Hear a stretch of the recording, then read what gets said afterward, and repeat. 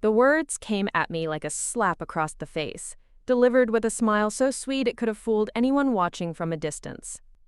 "I'm sorry, Margaret, but I've decided you won't be sitting in the front row after all. Family only, you understand."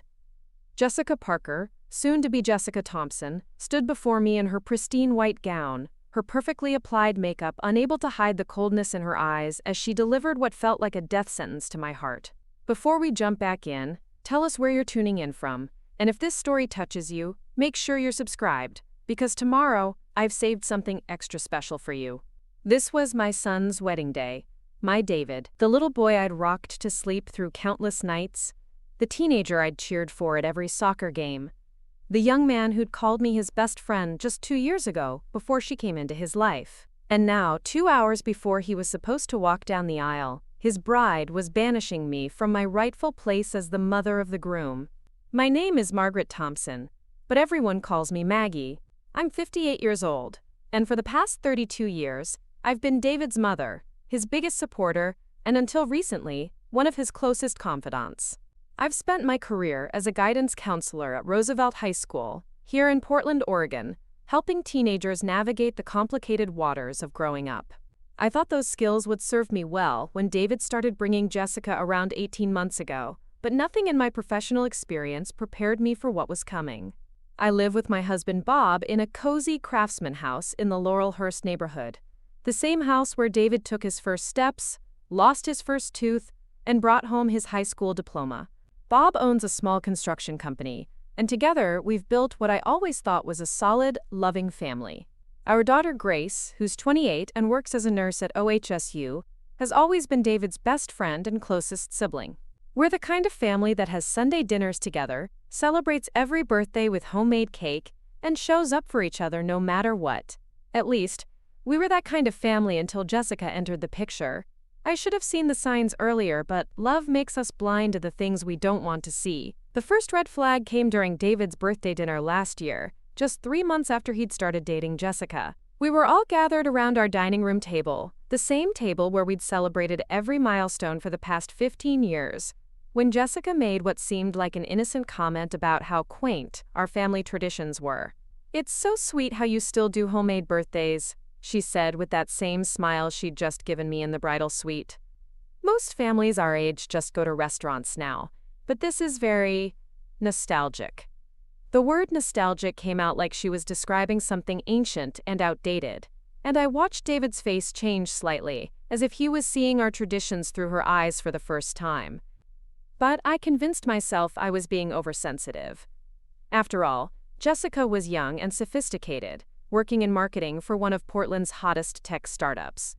She lived in a sleek apartment in the Pearl District, drove a BMW her parents had bought her, and seemed to exist in a world of Instagram-worthy experiences and designer everything. Of course, our simple family dinners would seem quaint to someone like that. The changes in David started slowly, so gradually that I almost didn't notice them at first. The Sunday dinners became less frequent because Jessica had work events or social commitments. The phone calls that used to happen several times a week dwindled to quick texts. When I'd suggest family activities, David would check with Jessica first, and more often than not, they had other plans. "Mom, we're adults now," he told me one evening when I expressed disappointment that they couldn't make Grace's birthday celebration. "We can't revolve our lives around family dinners anymore. Jessica has introduced me to a whole new social circle, and it's important for my career that I network with these people." I bit my tongue because I could hear Jessica's words coming out of his mouth. In all the years I'd raised David, he'd never once used the word network as a verb, and he'd certainly never missed his sister's birthday for career advancement. But I loved my son, and I wanted him to be happy, so I swallowed my concerns and tried to embrace the woman who was clearly becoming a permanent part of his life. The engagement announcement came 6 months ago, delivered over dinner at an expensive restaurant downtown that Jessica had chosen. She'd planned the whole thing, from the ring selection to the proposal location to the celebration afterward. David seemed caught up in the excitement, but I noticed he kept looking to Jessica for approval throughout the evening, as if he needed permission to be happy about his own engagement. "We're thinking a spring wedding," Jessica announced, already pulling up photos on her phone of venues and dress styles.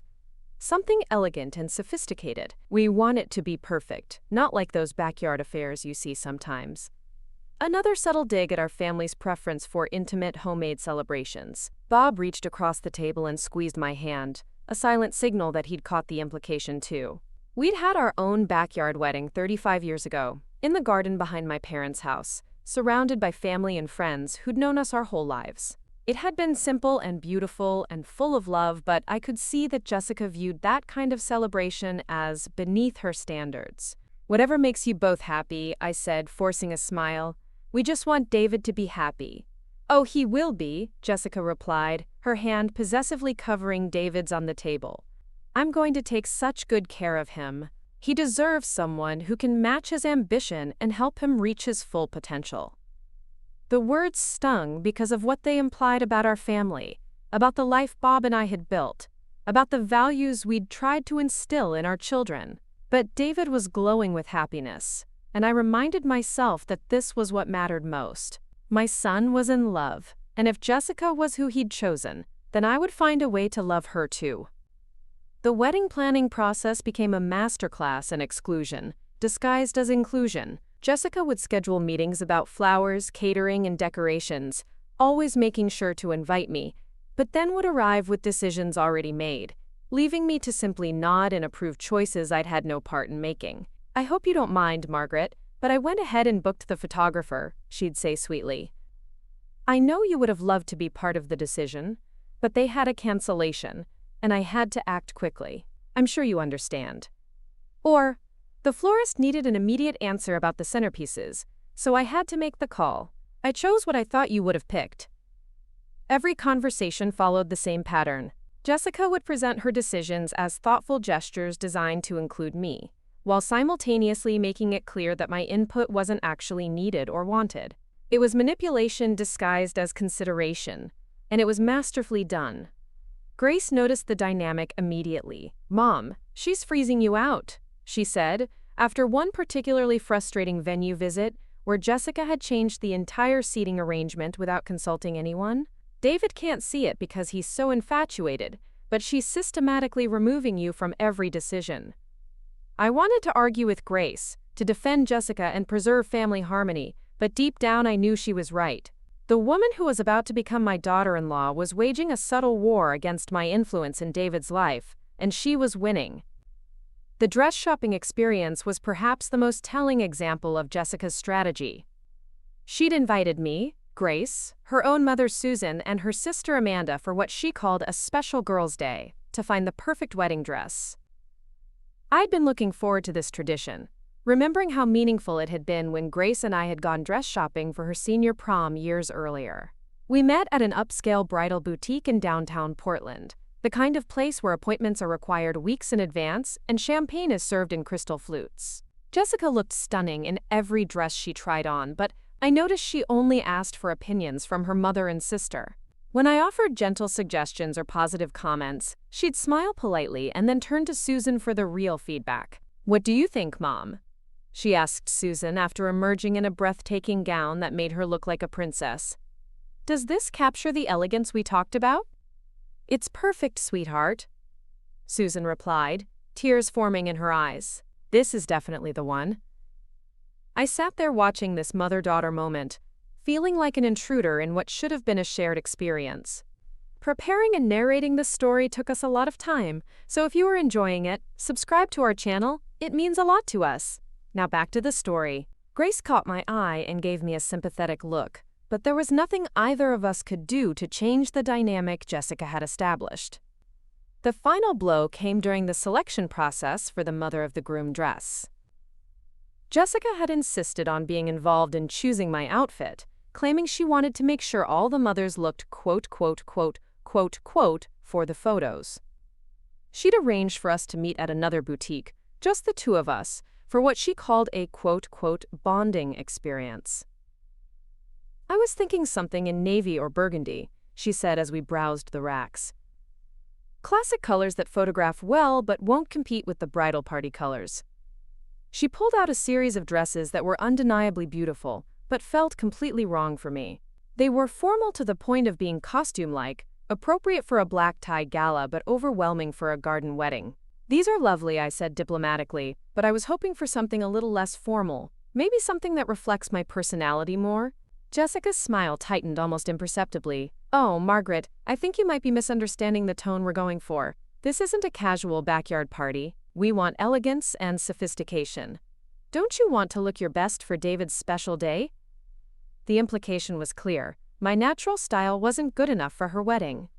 My preferences would lower the tone of her perfect day. She was offering me a choice between conforming to her vision or being seen as someone who didn't care enough about David to dress appropriately. I ended up purchasing one of her selected dresses, a navy blue creation that made me feel like I was wearing a costume. When I got home and showed it to Bob, he took one look and shook his head. "That's not you, Maggie," he said gently. "You look like you're going to a funeral, not a wedding." He was right, but by then I'd learned that expressing my true preferences only led to conversations about how I needed to trust Jessica's judgment and consider what was best for the overall aesthetic of the wedding. It was easier to wear the costume than to fight a battle I couldn't win. The guest list became another battleground, though Jessica's tactics were so subtle that David never noticed the manipulation. She'd express concern about the venue's capacity, worry about the catering costs, and fret about creating an intimate atmosphere. All reasonable concerns that led to reasonable requests to, quote, trim the fat from the invitation list. "I'm sure your friends from work would understand if they weren't invited," she'd say to me with genuine seeming regret. "We're trying to keep it to just close family and friends, and we need to make some tough choices." One by one, the people who mattered to me were cut from the list. My longtime colleagues from Roosevelt High School, the neighbors who'd watched David grow up, the family friends who'd been part of our lives for decades. Jessica always had a reasonable explanation for each exclusion, and David supported her decisions because they seemed fiscally responsible and thoughtfully considered. Meanwhile, Jessica's list continued to grow. College sorority sisters she rarely spoke to made the cut because they'd, quote, been such an important part of her journey. Coworkers from her startup were included because networking is so important for David's career. Friends from her yoga studio were invited because wellness is such a priority for us as a couple. The message was unmistakable. Jessica's people mattered, and mine were expendable. Bob tried to intervene on several occasions, but his direct approach was no match for Jessica's sophisticated manipulation. When he suggested that we seemed to be losing touch with David, she'd arrange a family dinner and spend the entire evening drawing David into conversations about his work, his goals, and his future plans. She'd ask thoughtful questions, offer insightful suggestions, and generally present herself as the supportive partner who was helping him become his best self. "See, Bob?" David would say afterward. "Jessica really gets me. She pushes me to think bigger and aim higher. I'm lucky to have someone who believes in me so much." It was impossible to argue with that sentiment without sounding petty or jealous. Jessica had positioned herself as David's champion and biggest supporter, which made any criticism of her seem like an attack on David's happiness and success. The breaking point came 3 weeks before the wedding, during what was supposed to be a final family dinner to celebrate before the big day. Jessica had suggested the gathering, presenting it as her gift to our family, a chance to really connect, before she officially joined the Thompson clan. We met at a restaurant in the Pearl District, Jessica's territory, at a place she'd chosen for its, quote, amazing atmosphere and innovative menu. Grace and I had both suggested having the dinner at our house, offering to cook David's favorite meal, but Jessica had insisted that she wanted to treat us to a special experience. The evening started well enough. Jessica was charming and attentive, asking Grace about her work at the hospital and complimenting Bob on a recent construction project his company had completed. She seemed genuinely interested in getting to know us better, and I started to feel hopeful that maybe I'd been misreading the situation. Then the conversation turned to family traditions and what to expect after the wedding. Jessica began talking about the holidays, specifically Christmas, and how excited she was to start new traditions with David.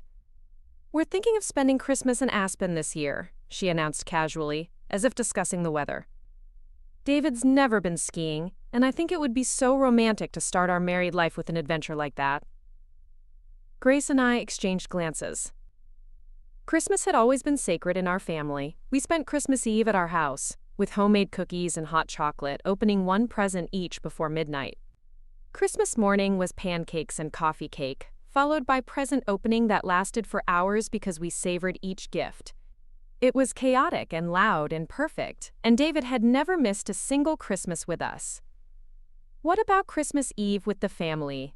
Grace asked carefully. "That's always been our tradition." Jessica's face took on an expression of gentle understanding, as if she was dealing with children who didn't understand adult realities. "I know change is hard, but David and I are starting our own family now. We need to create our own traditions instead of always defaulting to what we've done in the past." "But it's not just any tradition," I said, trying to keep my voice level. "It's Christmas. We've celebrated together every year since David was born." "Exactly," Jessica replied smoothly. 32 years of the same routine. Don't you think it's time for something new? Something that reflects who David is becoming rather than who he used to be? The words hit me like a physical blow. She wasn't just talking about missing one Christmas.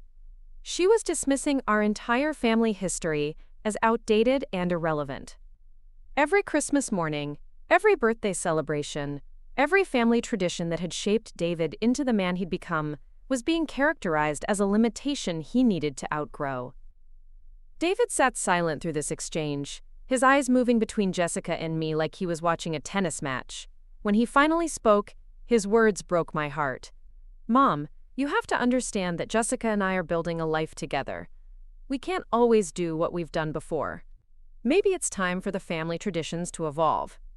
Evolution. As if our family's love and history were evolutionary dead ends that needed to be abandoned for progress. That night, lying in bed next to Bob, I finally admitted what I'd been trying to deny for months. "She's taking him away from us," I whispered into the darkness. "Not just physically, but emotionally. She's convincing him that our family, our values, our traditions are somehow holding him back."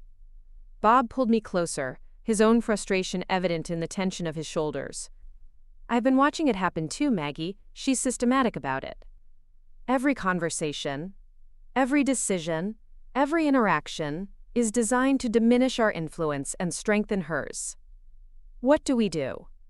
I asked, feeling more helpless than I'd ever felt as a parent. "If we fight her openly, we lose David completely.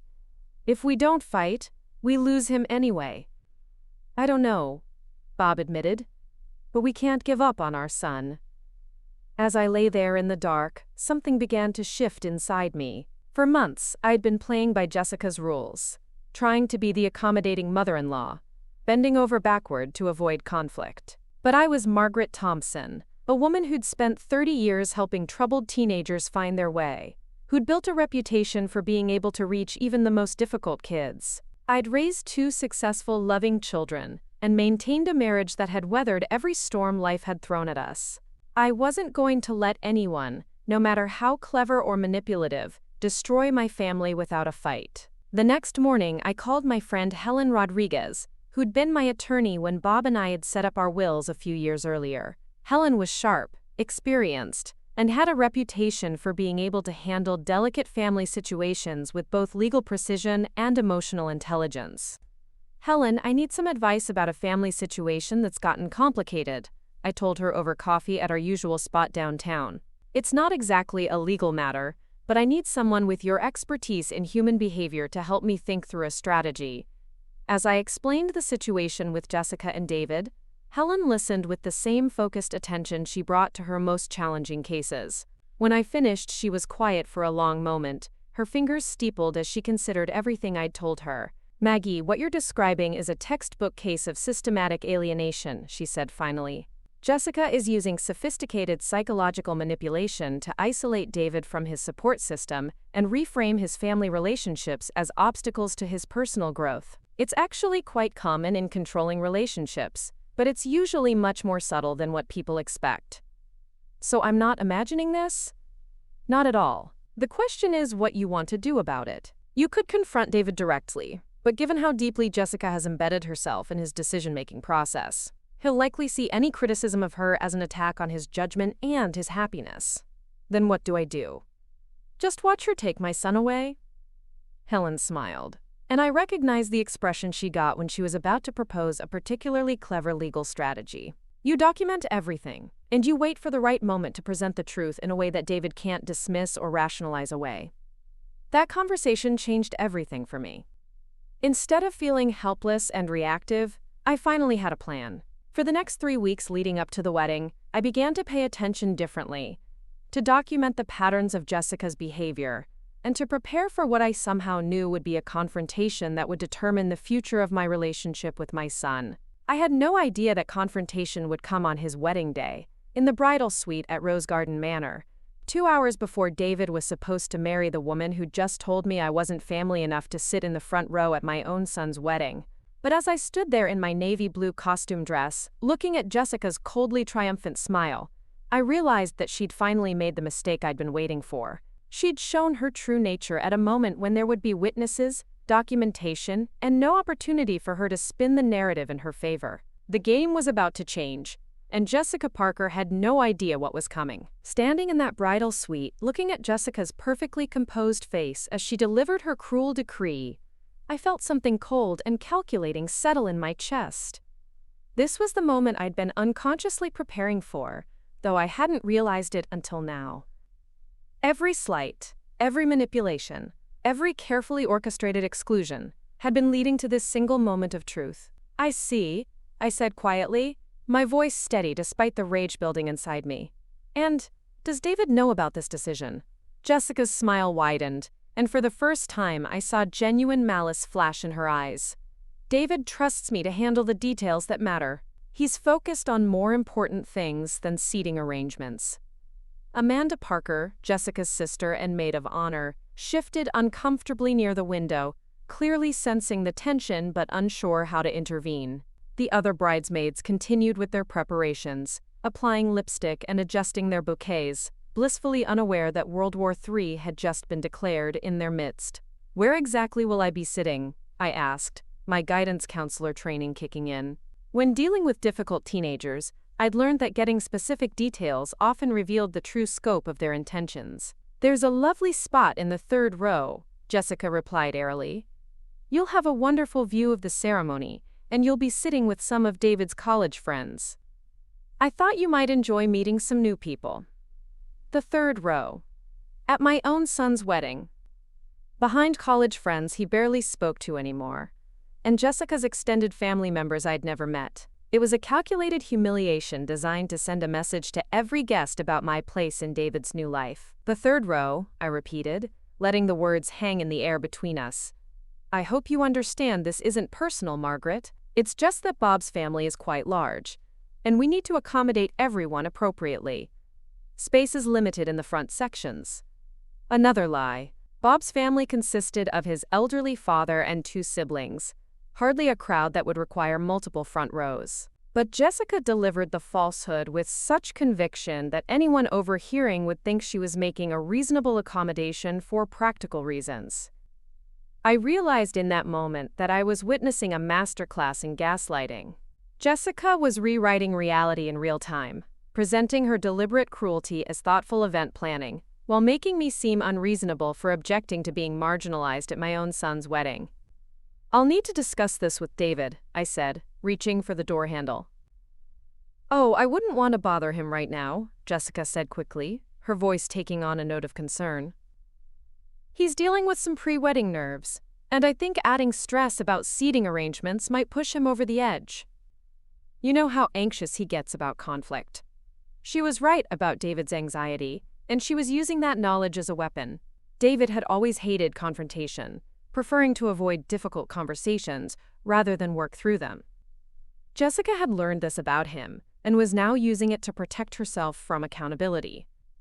"Besides," she continued, her tone becoming almost motherly, "I thought you'd want what's best for David today. This is his day, after all. Surely you don't want to upset him with something as trivial as where you're sitting?" The manipulation was breathtaking in its sophistication. She'd managed to frame my legitimate objection to being humiliated as selfishness that would harm David's well-being. Any insistence on my rights as the mother of the groom could now be characterized as putting my own needs above my son's happiness. I stood there for a moment, studying Jessica's face, memorizing every detail of this interaction. Then I smiled, the same serene expression I'd perfected during 30 years of dealing with manipulative teenagers who thought they could outsmart the adults in their lives. You're absolutely right, Jessica. David's happiness is what matters most. I wouldn't dream of causing him any stress on his wedding day. Something flickered across her face, a momentary confusion at my easy capitulation. She'd been prepared for a fight, ready to defend her position with additional layers of manipulation and emotional blackmail. My immediate agreement seemed to catch her off guard. "I'm so glad you understand," she said, but her voice carried a note of uncertainty now. "Completely. You know, I think I'll go find Bob and let him know about the seating change. I'm sure he'll want to adjust his expectations accordingly." I moved toward the door, then paused as if remembering something. "Oh, and Jessica? Thank you for handling this so thoughtfully. It's clear you've put a lot of consideration into making sure everyone knows exactly where they stand in David's life."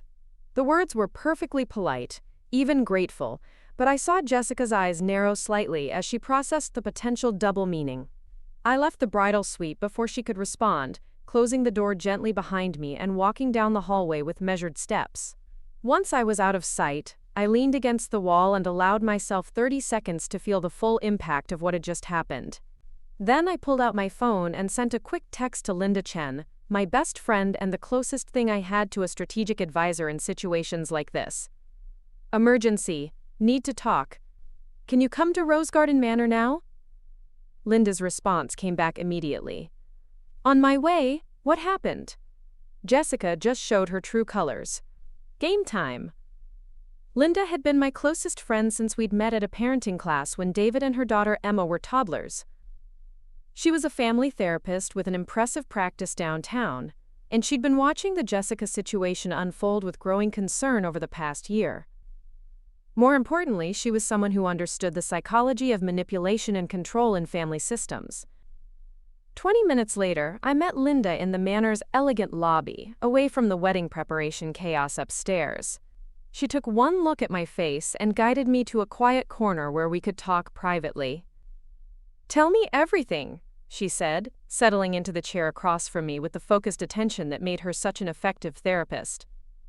I recounted the conversation in the bridal suite, watching Linda's expression grow increasingly grim as I described Jessica's tactics and casual cruelty. When I finished, she was quiet for a long moment, her professional mind clearly processing the information. "Maggie, what Jessica just did goes beyond ordinary wedding drama or even typical in-law conflict.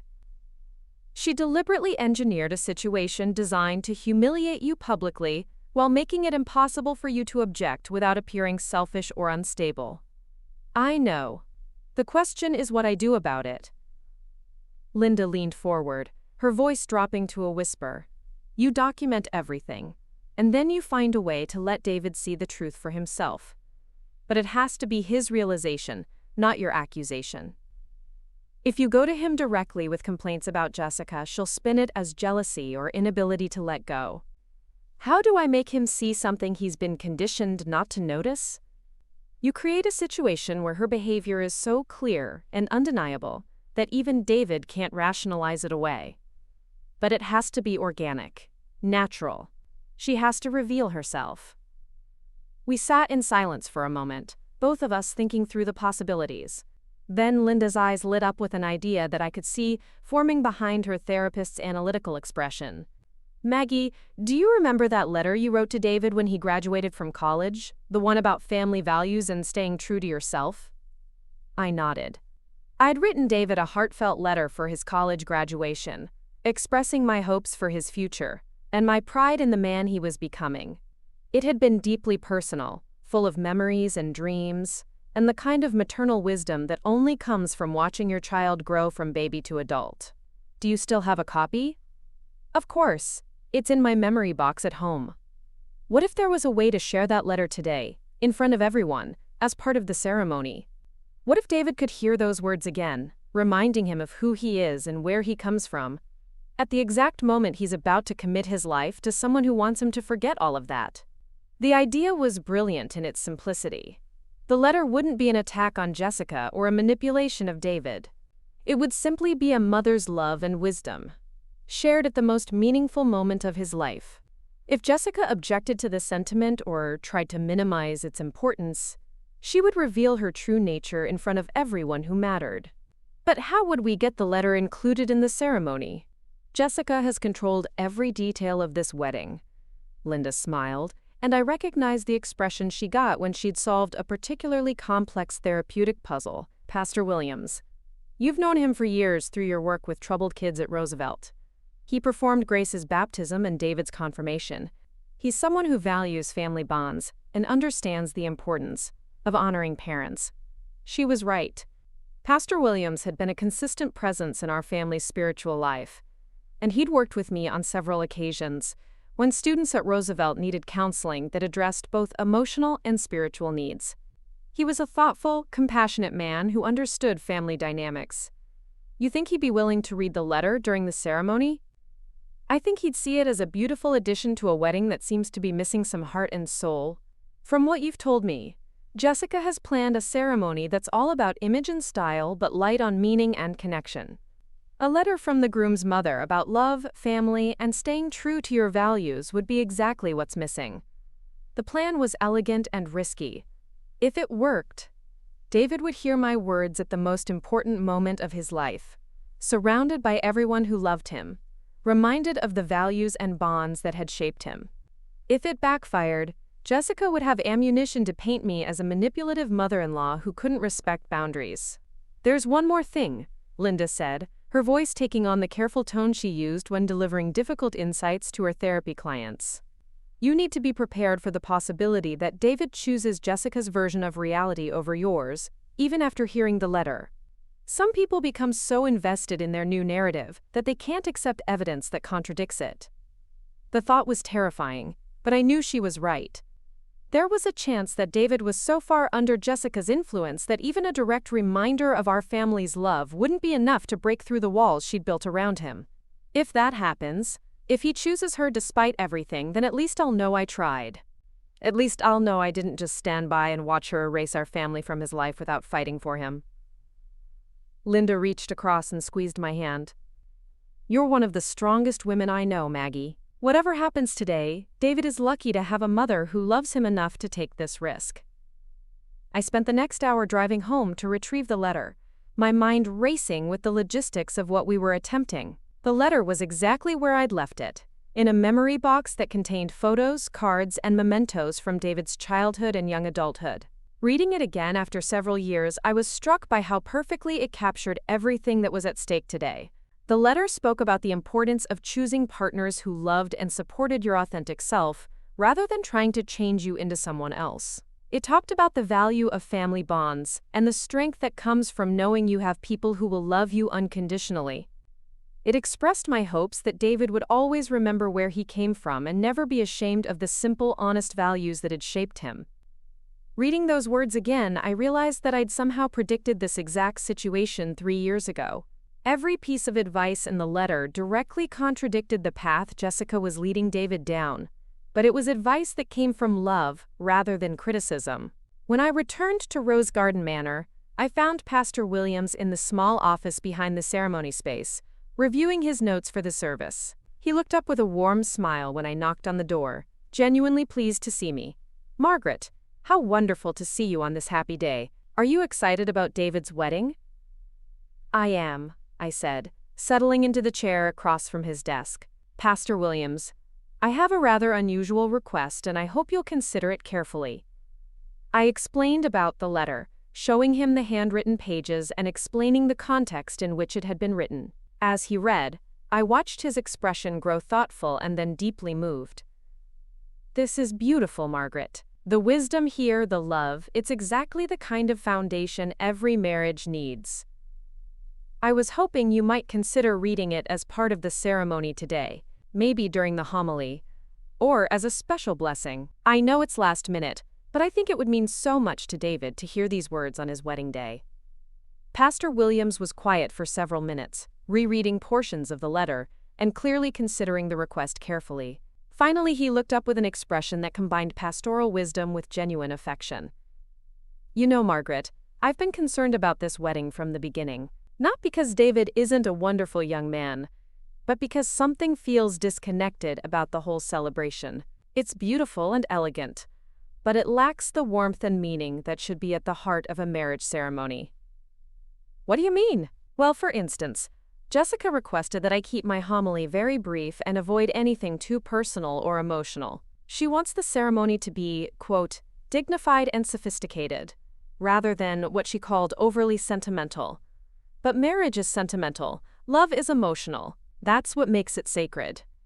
I felt a surge of vindication hearing that Jessica had tried to control even the spiritual content of the ceremony, stripping away anything that might be too authentic or heartfelt. This letter, Pastor Williams continued, captures everything that's been missing from the planning process.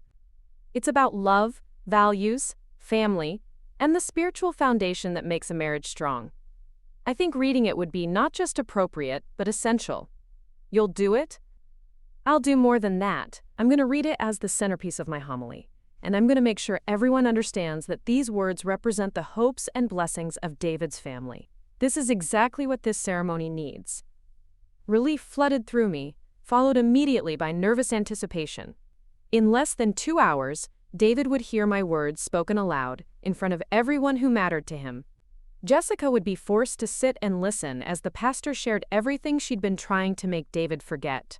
There's one more thing, Pastor Williams said, his voice taking on a slightly conspiratorial tone. I think we should make this a surprise for David.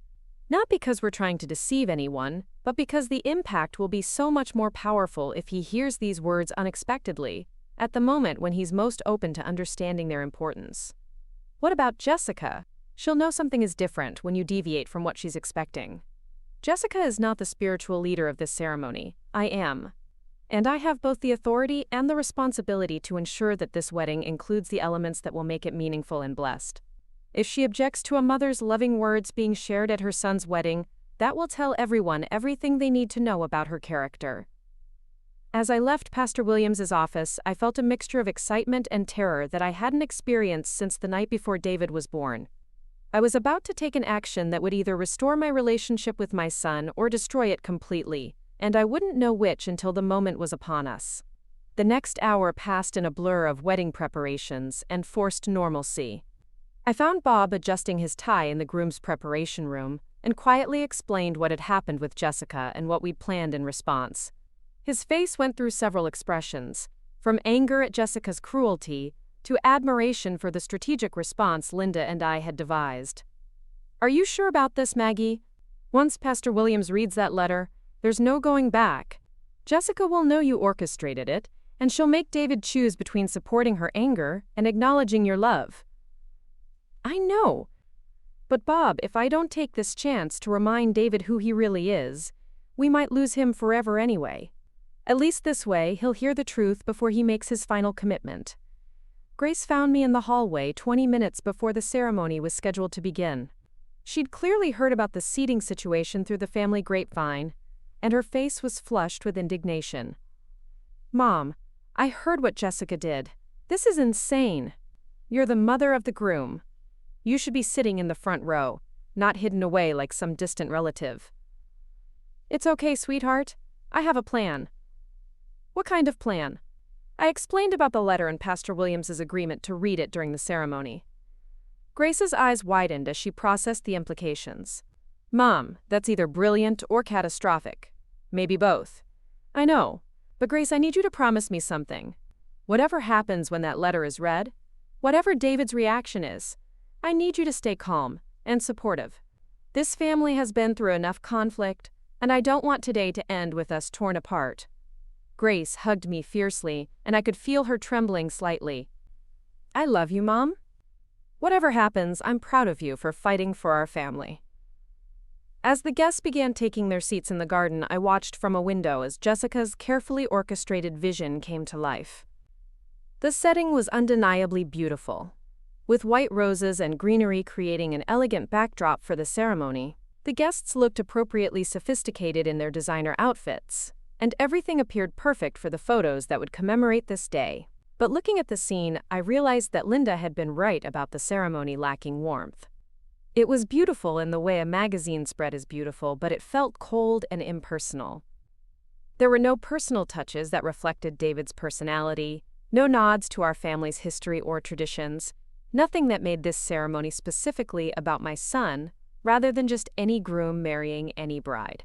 I made my way to the third row as instructed, taking my seat between strangers, while Bob's elderly father was given a place of honor in the front row next to Jessica's parents. The symbolism was not lost on anyone.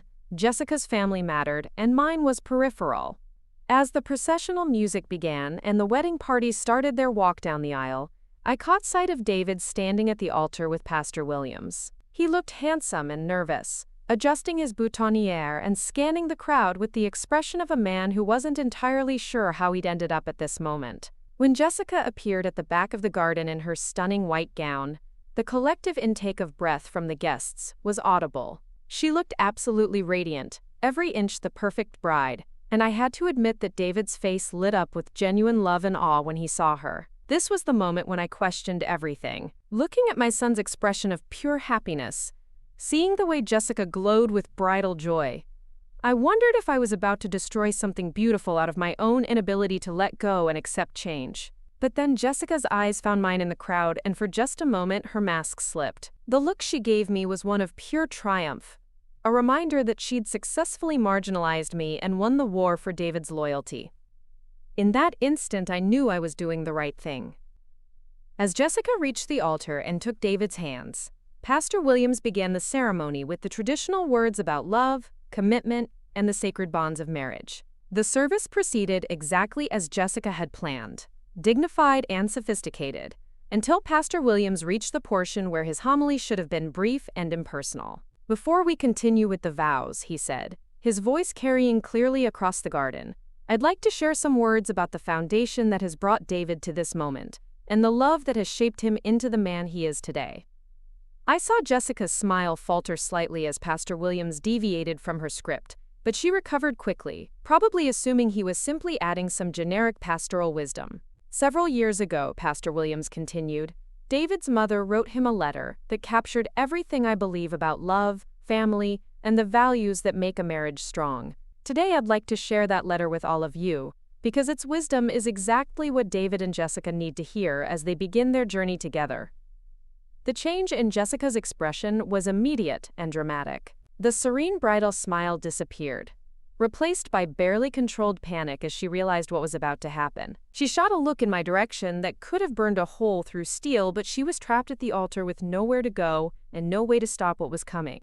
Pastor Williams pulled the letter from his jacket pocket and began to read in his clear, resonant voice that carried to every corner of the garden. Every word I'd written 3 years ago now rang out across the assembled guests, reminding David and everyone present of the values that had shaped him and the love that had brought him to this moment. As my words filled the air, I watched David's face transform. The nervous, uncertain expression was replaced by something deeper and more complex, as he heard himself described not as Jessica's creation, but as the product of a family's unconditional love and carefully nurtured values. The words of my letter floated across the garden like a gentle breeze, but their impact was anything but subtle. Pastor Williams's voice carried each sentence with the weight of a blessing, transforming my private hopes for David into a public declaration of the values that had shaped our family for generations. "My dearest David," the letter began, and I watched my son's posture straighten as he recognized the familiar opening.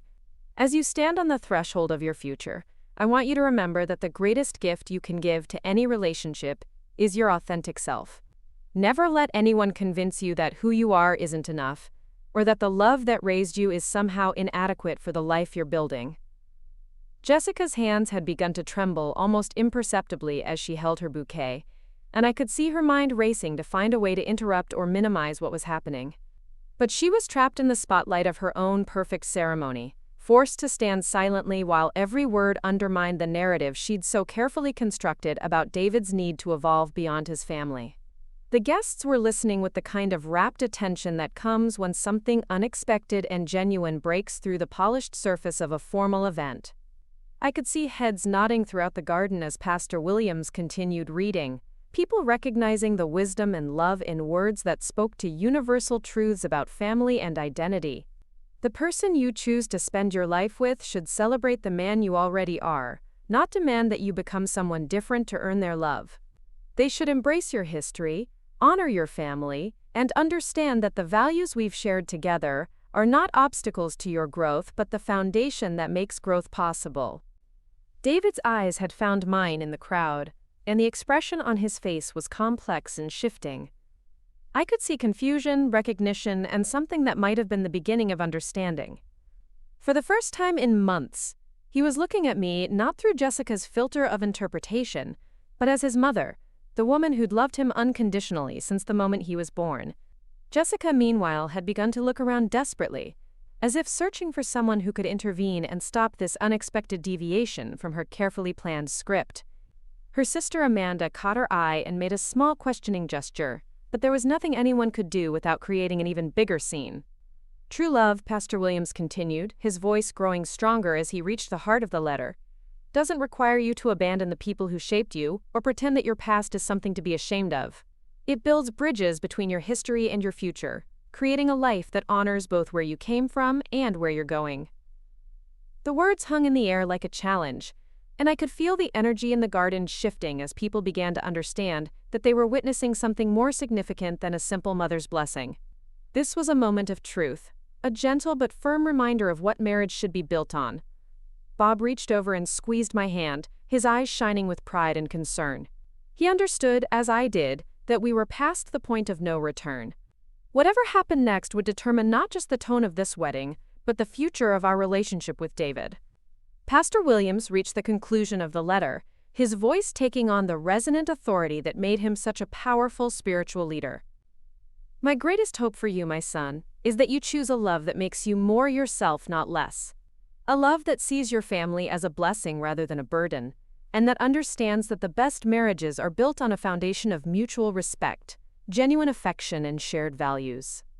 The silence that followed was profound and charged with meaning. David stood motionless at the altar, his eyes still fixed on mine, while Jessica's composure finally began to crack around the edges.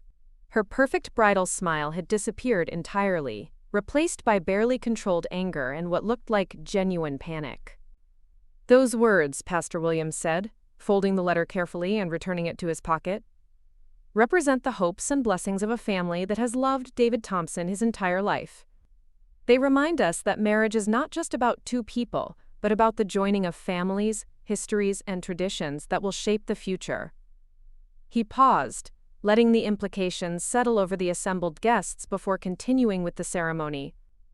"David and Jessica, as you prepare to make your vows to each other, I want you to remember that the love that brought you to this moment didn't begin when you met each other.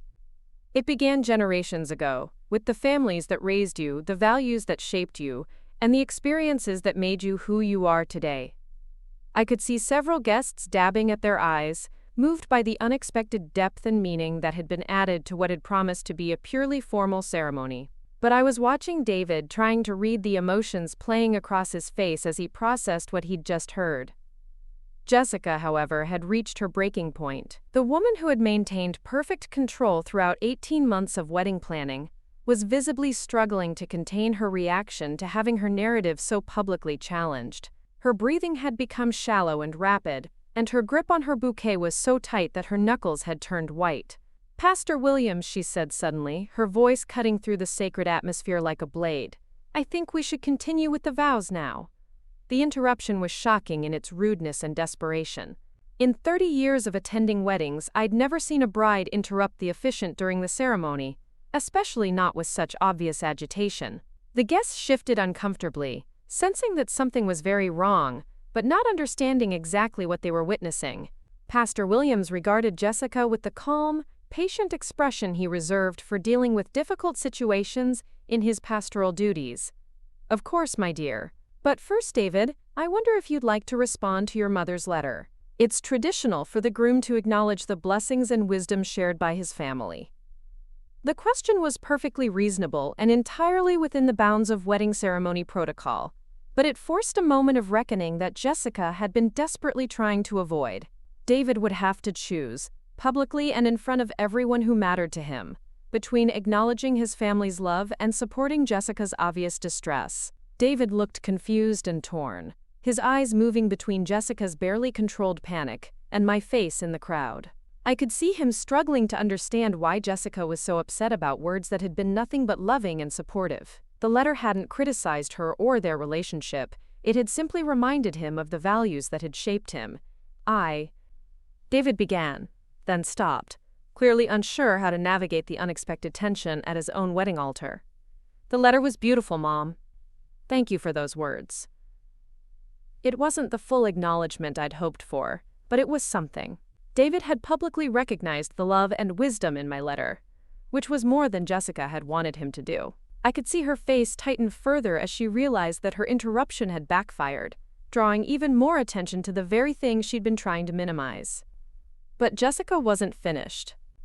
The woman who had spent months manipulating situations to her advantage was now operating in full damage control mode, and her desperation was making her reckless. "That's very sweet," she said, forcing her voice into something resembling normalcy. "But I think our guests are eager to hear our vows. This is supposed to be about our future together, not dwelling on the past." The words were another mistake, revealing exactly the attitude that my letter had gently criticized. By characterizing David's family and upbringing as the past that shouldn't be dwelt upon, Jessica was making my point more effectively than I ever could have. I saw several guests exchange glances, and Grace's friend Emma, who was sitting near the back, actually shook her head in dismay. The people who knew and loved David were beginning to understand what they were witnessing, and Jessica's reaction was confirming their worst suspicions about her character. Pastor Williams, however, had been dealing with difficult personalities in wedding ceremonies for decades, and he wasn't about to let Jessica hijack the spiritual significance of the moment. "Jessica," he said gently but firmly, "the past isn't something we dwell on, but it is something we honor. The love that shaped David into the man you fell in love with isn't separate from your future together. It's the foundation that makes that future possible." The rebuke was delivered with pastoral kindness, but it was a rebuke nonetheless. Pastor Williams was making it clear that Jessica's attempt to minimize the importance of family and history was not only inappropriate but contrary to the spiritual principles that should govern a marriage. David was looking more confused by the minute, clearly struggling to understand why his bride was so agitated about what had seemed like a beautiful addition to their ceremony.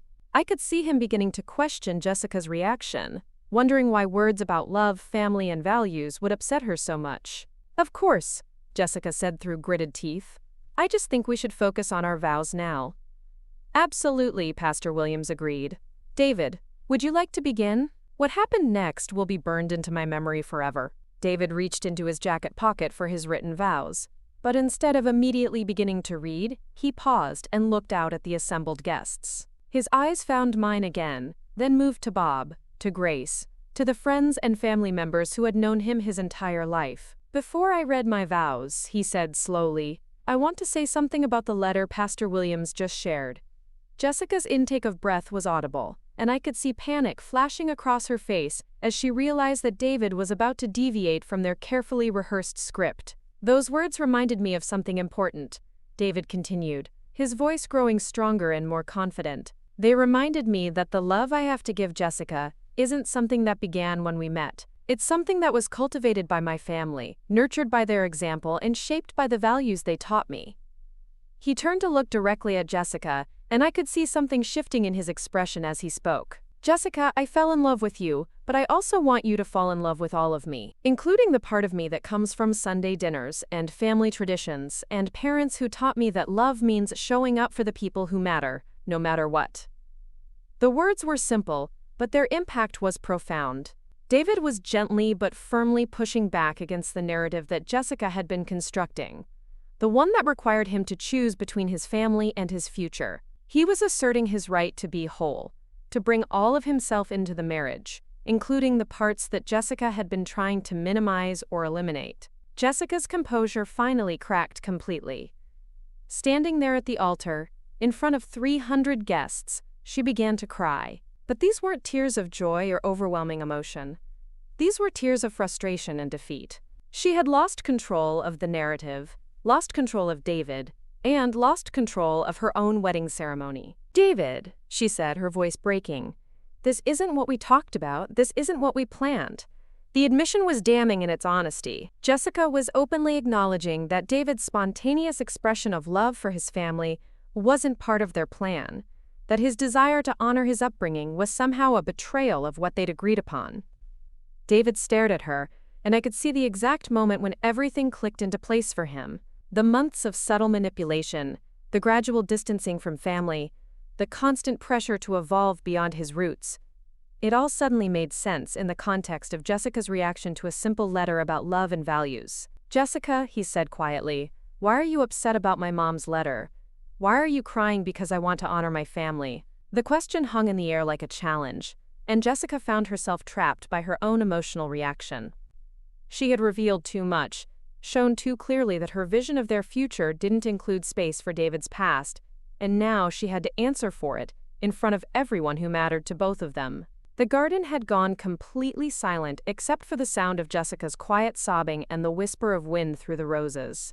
300 guests sat transfixed, watching a wedding ceremony transform into something none of them had expected to witness. Grace had tears streaming down her face, but they were tears of relief and pride. She could see that David was finally beginning to understand what had been happening to him, finally questioning the narrative that had been slowly separating him from everything he'd once valued. Bob's hand was still holding mine, and I could feel him trembling with the intensity of the moment. We were watching our son rediscover himself in real time, seeing him emerge from the fog of manipulation that had clouded his judgment for months. Linda, who had slipped into the back row just before the ceremony began, caught my eye and nodded almost imperceptibly. Her professional assessment was clear. The intervention was working. David was seeing Jessica's true nature for the first time, and he was having to reconcile that reality with the woman he thought he'd fallen in love with. Jessica, meanwhile, was spiraling. The woman who had maintained perfect control for 18 months was now completely exposed, her carefully constructed facade crumbling in front of everyone who would ever matter in David's life. She looked around desperately, as if searching for an escape route or someone who could help her regain control of the situation. She began, then stopped, seeming to realize that anything she said would only make things worse. "I just want our wedding to be about us, David. About our future." But the damage was done. By framing the choice as an either-or proposition, Jessica had revealed exactly what my letter had warned against. She was asking David to choose between his future with her and his past with his family, and she was doing it at the altar, in front of everyone he loved. David reached up and wiped a tear from Jessica's cheek, but his gesture was more pitying than romantic. "Jess, my family isn't separate from our future. They're part of who I am. If you can't love that part of me, then maybe we need to think about whether we're really right for each other." The words were spoken gently, but their implication was unmistakable. David was questioning the engagement, questioning the marriage, questioning everything that had led them to this moment. The ceremony that Jessica had planned so meticulously was becoming the stage for the complete unraveling of their relationship. Some of the guests began to shift uncomfortably, unsure whether they should stay or leave, uncertain about the protocol for a wedding ceremony that had turned into a therapy session. But most remained transfixed, understanding that they were witnessing something profound and life-changing for the young man they'd known and loved. Pastor Williams, with decades of experience in managing difficult situations, stepped forward with the wisdom that comes from years of pastoral care. "Perhaps," he said gently, "this would be a good time for David and Jessica to take a few moments to speak privately. Marriage is a sacred commitment that shouldn't be entered into with unresolved questions or conflicting expectations." The suggestion was reasonable and practical, but it also represented a complete departure from Jessica's vision of how this day was supposed to unfold. Her perfect wedding was dissolving into chaos, and there was nothing she could do to stop it. David nodded gratefully at Pastor Williams, then turned to Jessica with an expression that combined love, confusion, and disappointment. "Yeah, I think we need to talk. Really talk, not just about the details of the wedding or where we're going on our honeymoon, but about what kind of life we actually want to build together." As David took Jessica's hand and led her away from the altar toward the manor's private rooms, I felt a complex mixture of emotions. Relief that my son was finally seeing clearly, sadness that his wedding day had been ruined, and terror that I might have pushed too hard and destroyed something that could have been repaired with time and patience. The guests remained in their seats, murmuring quietly among themselves as they tried to process what they'd just witnessed. Some looked confused, Others seemed relieved, and a few appeared to be fighting back tears of their own. Grace made her way over to where Bob and I were sitting, tears still streaming down her face. "Mom," she whispered, "what you did was incredible. I've never seen anything so brave." But I wasn't feeling brave. I was feeling terrified that I'd just destroyed my son's wedding day and possibly his relationship, all because I couldn't accept that he was growing up and making choices I didn't agree with. Linda appeared at my elbow, her therapist's intuition having guided her to exactly where she was needed most. "Maggie, breathe. You did the right thing." David needed to see who Jessica really was before he made a commitment he'd regret for the rest of his life. But what if I was wrong? What if she really loves him and I just couldn't let go? Did you see her reaction to a letter about love and family values? Did you hear her trying to rush past the spiritual meaning of the ceremony? That wasn't the behavior of someone who loves David for who he really is. As we sat there in the garden, surrounded by confused guests and the remnants of what was supposed to be a perfect wedding, I realized that regardless of what happened next, my relationship with David would never be the same. Either he would thank me for helping him see clearly, or he would blame me for ruining what might have been a happy marriage. 20 minutes later, David emerged from the manor alone. His face was pale but determined, and he walked with the purposeful stride of someone who had just made a difficult but necessary decision. Jessica was nowhere to be seen, and I felt my heart sink as I prepared for him to tell us that he'd chosen her despite everything that had happened. Instead, David walked directly to the microphone that Pastor Williams had been using and cleared his throat to get everyone's attention. When the garden fell silent, he took a deep breath and began to speak with a clarity and conviction I hadn't heard from him in months. "I want to thank everyone for being here today to witness what was supposed to be the beginning of Jessica's and my life together. But sometimes, the most important moments in our lives are the ones where we realize we're about to make a mistake." The collective intake of breath from the guests was audible, and I felt Bob's hand tighten around mine as we realized what David was about to announce. After everything that's happened here today, after really listening to the words my mother wrote, and thinking about what kind of marriage I want to have, I've realized that Jessica and I want different things. She wants me to become someone new, and I thought that's what I wanted too. But I've realized that I don't want to change who I am to make someone else happy. David's voice carried across the garden with a strength and certainty that I hadn't heard from him in over a year.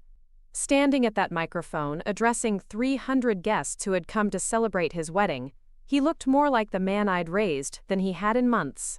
I know this is shocking and disappointing for everyone who traveled here today, who bought gifts and took time out of their lives to celebrate with us. But I also know that my mom didn't spend 32 years teaching me about integrity and honesty, just to watch me ignore those values when they mattered most. His eyes found mine in the crowd, and the look he gave me was filled with gratitude, love, and something that looked like apology. "Mom, Dad, Grace, I owe you an apology.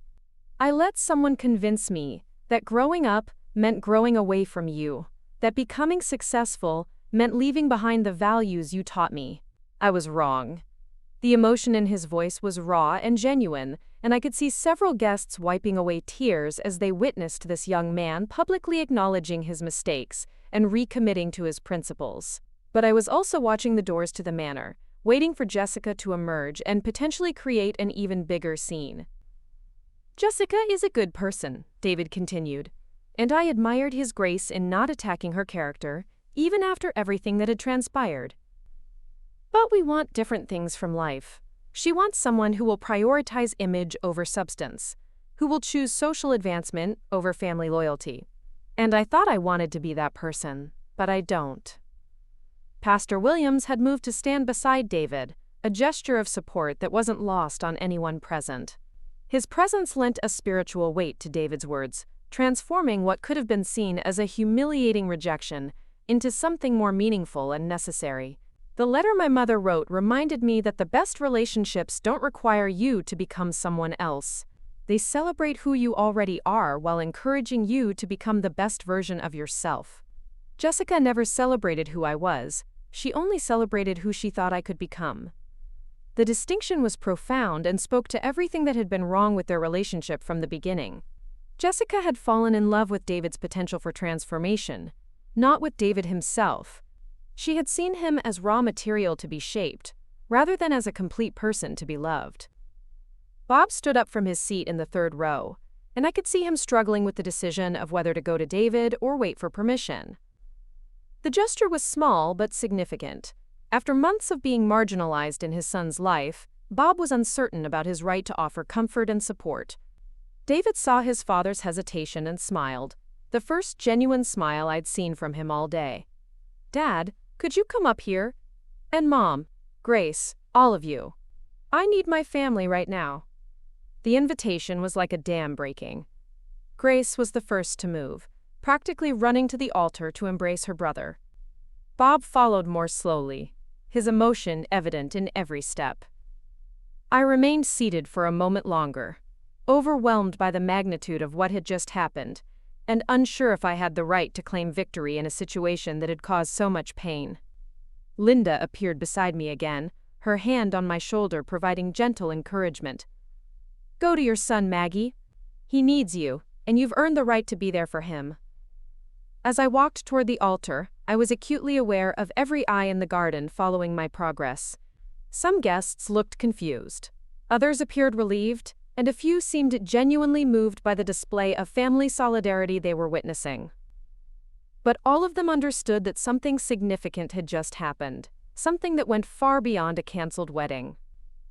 When I reached David, he pulled me into a hug that felt different from any embrace we'd shared in the past year. There was no tension, no reservation, no sense that he was performing for someone else's benefit. This was my son, wholly and authentically present in a way he hadn't been since Jessica had entered his life. "I'm sorry, Mom," he whispered in my ear. "I'm sorry for making you feel like you weren't important, like our family wasn't important. I lost myself for a while, but I'm back." The words were everything I'd hoped to hear, but they came at such a cost that I felt torn between relief and sorrow. "David, I'm proud of you for having the courage to make this choice, but I'm also sorry that your wedding day had to end this way." "It's not ending," he said, pulling back to look at me with eyes that were bright with unshed tears. "It's just beginning differently than I planned. This is the day I remembered who I really am, and what really matters. That's worth celebrating." Pastor Williams had been standing quietly nearby, allowing our family to have its moment of reunion, but now he stepped forward with the wisdom that had made him such an effective spiritual leader.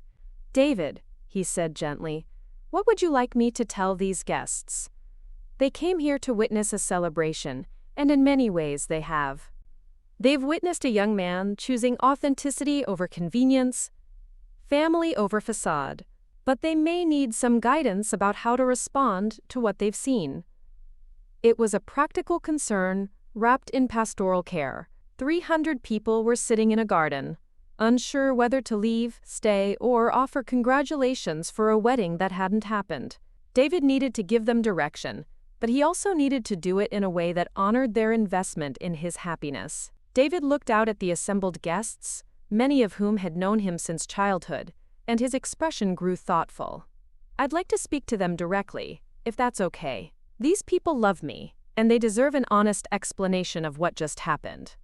He returned to the microphone, his family now gathered around him in a show of support that made a powerful visual statement. The image of us standing together at the altar, where he was supposed to be making vows to Jessica, sent a clear message about what mattered most in David's life. "I know you're all confused and probably disappointed," he began, his voice steady despite the emotional weight of the moment. "You came here expecting to celebrate a wedding, and instead you've witnessed what I hope will be remembered as something equally important, a young man finding his way back to his values and his family." The audience was completely silent, hanging on every word as David continued to navigate this unprecedented situation with remarkable grace and maturity. "I want you to know that your presence here today wasn't wasted. You witnessed something that needed to happen, and your being here gave me the courage to make a difficult but necessary choice. You've seen me choose love over convenience, authenticity over image, and family over everything else." He paused, looking directly at several people who had been particularly important in his life: his high school soccer coach, his college roommate, elderly neighbors who had watched him grow up. "Many of you have known me since I was a child, and you've watched me become the man I am today. That man was shaped by the values my parents taught me, by the love of this family, and by the support of this community. I never should have forgotten that." The coach nodded approvingly, and I saw several other guests wiping away tears as they recognized the David they had always known and loved. This was the young man who had volunteered at the animal shelter, who had spent summers building houses with Bob's construction crew, who had always put family and friends before personal advancement. I also want you to know that Jessica isn't a villain in this story. She's a woman with different values and different priorities, and there's nothing wrong with that. We just aren't right for each other, and it took this moment of truth to help me understand that. His generosity toward Jessica, even after everything that had happened, spoke to the kind of character that Bob and I had tried to instill in him. He could have used this moment to attack her publicly, to justify his decision by cataloging her flaws and manipulations.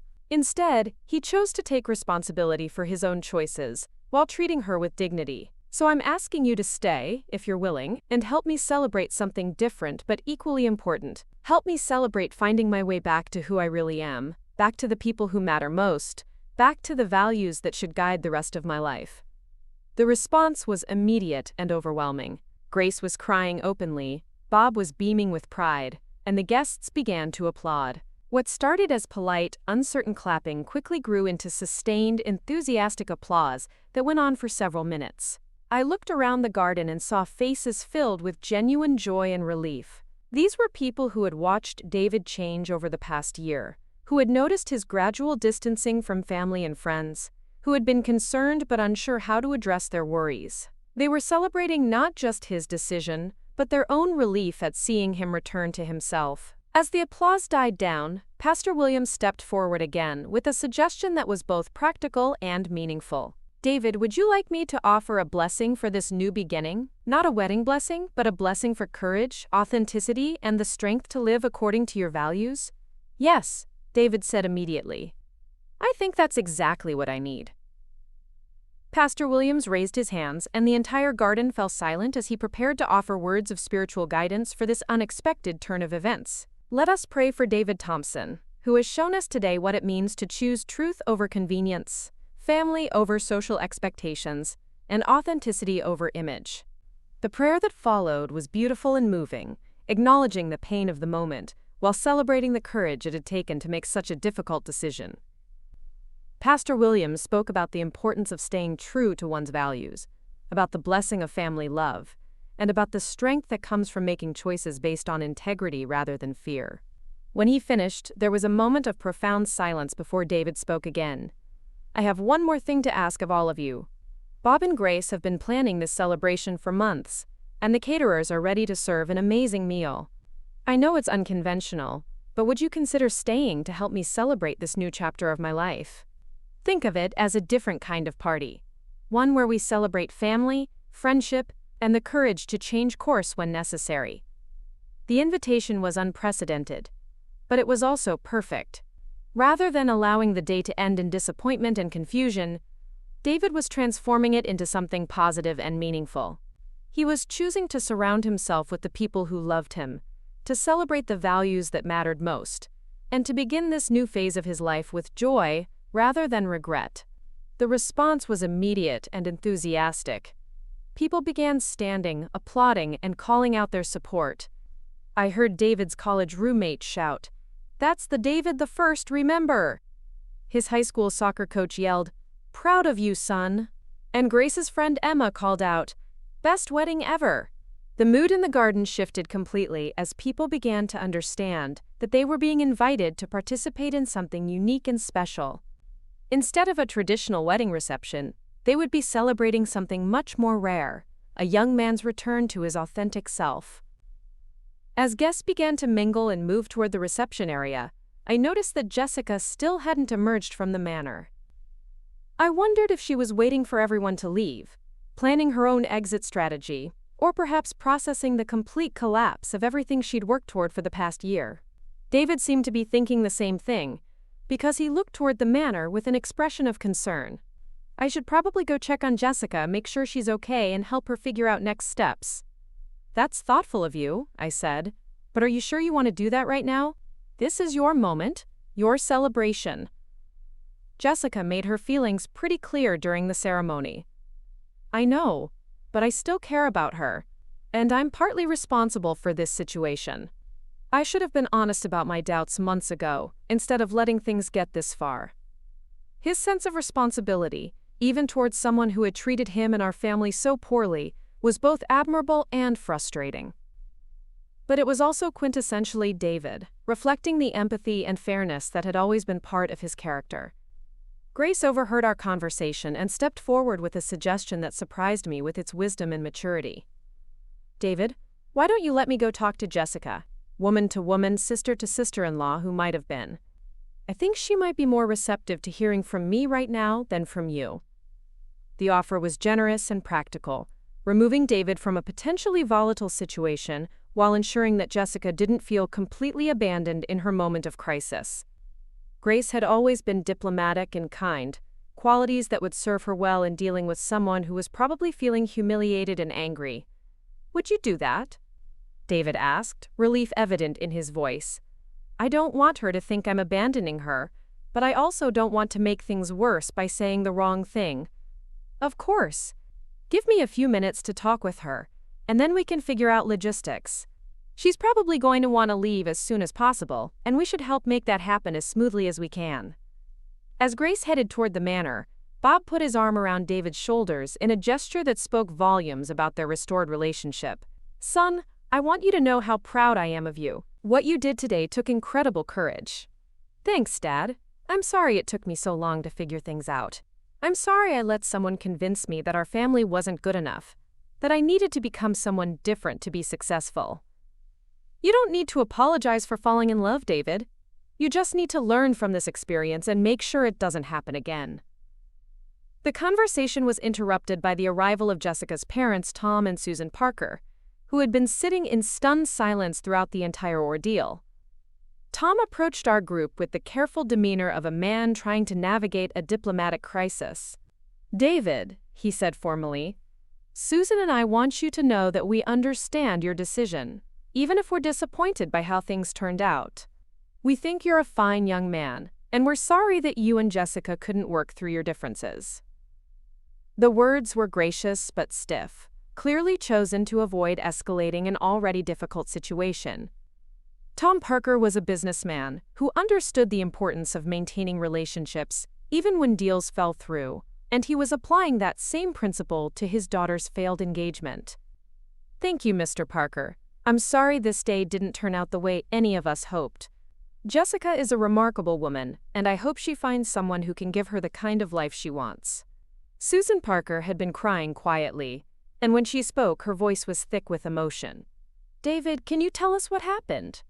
Jessica is our daughter, and we love her, but we've been concerned about some of the things we've seen over the past few months. The admission was surprising and revealing. Jessica's own parents had noticed problematic behavior, which suggested that her issues with our family weren't isolated incidents but part of a broader pattern. Mrs. Parker, I don't want to criticize Jessica, especially not to her parents. I'll just say that we discovered we have different values and different ideas about what marriage should look like. It's better that we figured that out now rather than after we'd made vows to each other. Tom Parker nodded approvingly at David's diplomatic response, but Susan looked like she wanted to say more. After a moment of internal struggle, she decided to speak her mind. David, if I'm being honest, we've been worried about Jessica's attitude toward your family. We raised her to value family relationships, but lately she's been saying things that concerned us. We were hoping marriage might help her mature and develop better judgment about what's truly important. The revelation was both validating and sad. Jessica's own mother was acknowledging that her daughter had been treating our family poorly, which confirmed that I hadn't been imagining or exaggerating the problems. But it was also heartbreaking to realize that Susan Parker had been hoping marriage would fix character flaws that should have been addressed years earlier. I appreciate you telling me that, David said gently, and I want you to know that I don't think Jessica is a bad person. I just think we want different things from life. Before the conversation could continue further, Grace emerged from the manor with a grim expression that suggested her talk with Jessica hadn't gone well. She walked directly to our group, her usual diplomatic composure replaced by barely controlled anger.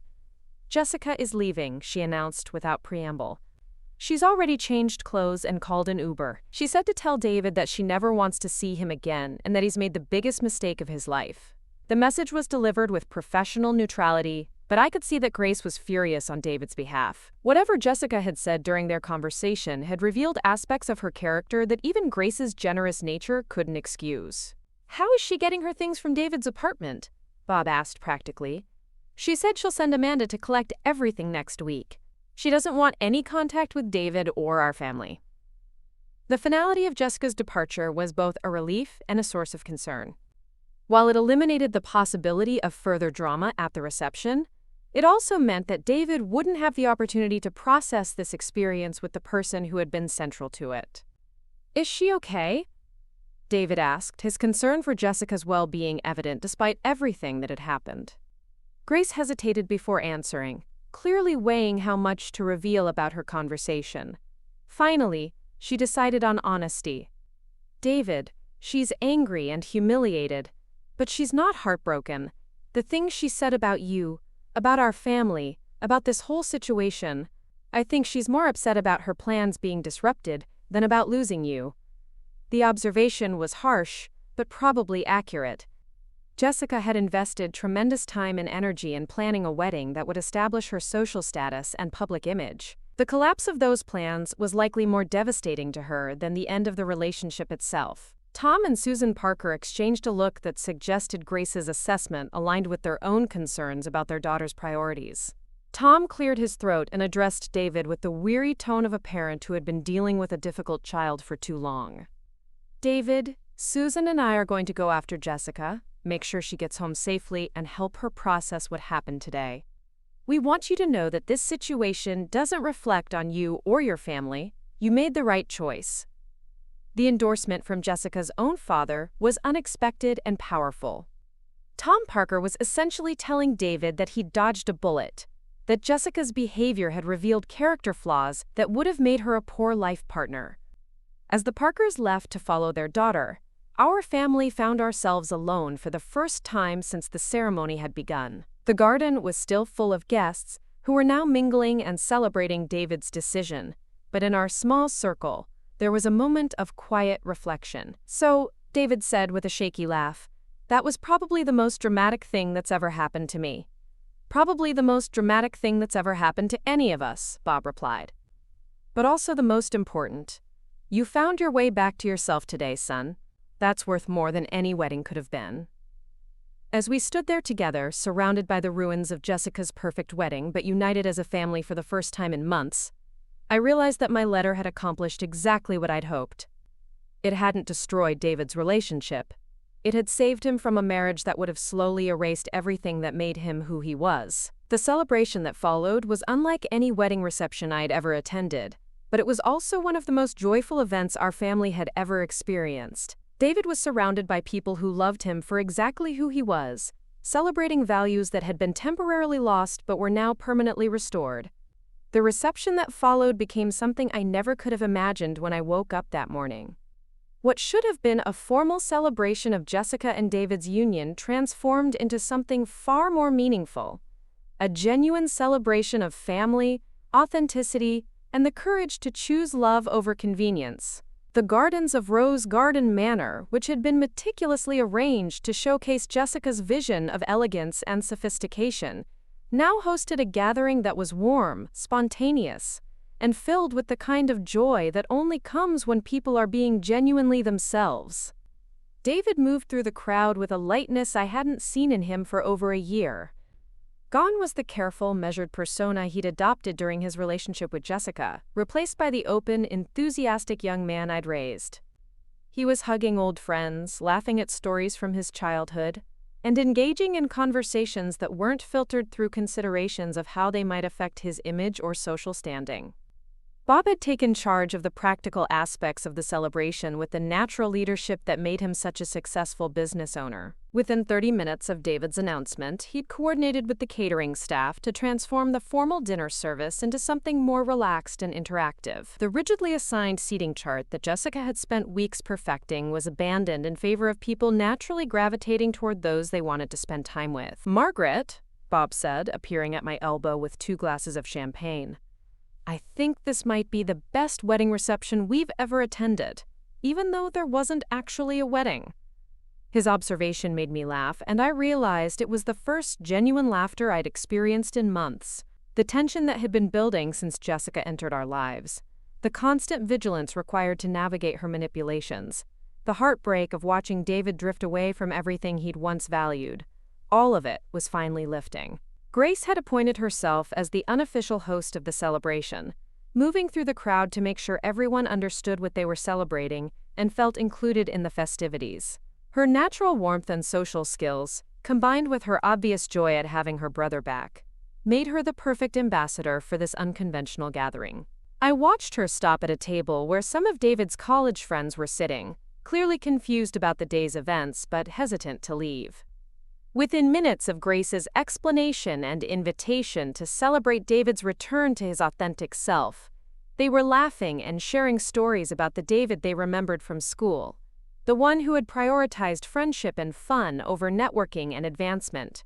Linda appeared beside me, having seamlessly integrated herself into the celebration despite not being an original wedding guest.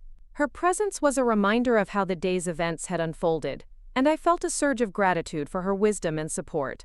"Maggie, I have to tell you, in 30 years of family therapy, I've never seen an intervention work so perfectly or so dramatically. You didn't just save David from a bad marriage. You gave him the gift of remembering who he really is." I was terrified the whole time, I admitted. Even now, part of me wonders if I did the right thing. What if he regrets this decision in a few months? Quote, "Look at him," Linda said, gesturing toward where David was deep in conversation with Pastor Williams and several family friends. "Does that look like a man who's going to have regrets? He's more himself right now than he's been since Jessica entered his life." She was right. David was animated and engaged, his face bright with the kind of genuine happiness that can't be faked or forced. He was discussing his work with enthusiasm, asking thoughtful questions about other people's lives, and participating in conversations with the natural ease that had always been one of his most appealing qualities. The transformation wasn't just visible to our family. Throughout the afternoon, various guests approached me to comment on how wonderful it was to see David back to his old self. His high school soccer coach mentioned how David had seemed distant and formal at recent community events, nothing like the enthusiastic young man he'd known. A neighbor who had watched David grow up expressed relief that he'd chosen family over that woman who never seemed to understand what a treasure she had. These conversations were validating, but they also made me realize how many people had been concerned about the changes in David's personality over the past year. Jessica's influence had been more noticeable to others than I'd realized, which meant David's decision to end the engagement was being viewed by his community as a positive development, rather than a shocking disruption. The catering staff, to their enormous credit, adapted to the situation with professionalism and grace. Rather than serving the formal plated dinner that Jessica had specified, they set up buffet stations that allowed people to eat when they wanted and mingle freely. The rigid timeline that had governed Jessica's vision of the reception was abandoned in favor of a more organic flow that allowed conversations to develop naturally and celebrations to emerge spontaneously. Around 4 o'clock, something magical happened that crystallized the difference between what this celebration had become and what Jessica's wedding reception would have been. David's elderly great-uncle Harold, Bob's father's brother, stood up at his table and called for everyone's attention. "I've been going to weddings for 75 years, Uncle Harold announced in his strong, clear voice, "and I've never seen anything like what happened here today. I've seen plenty of young people make promises they weren't ready to keep, and I've watched marriages fail because people chose the wrong partners for the wrong reasons." The crowd quieted as Harold continued, his words carrying the weight of decades of experience and observation.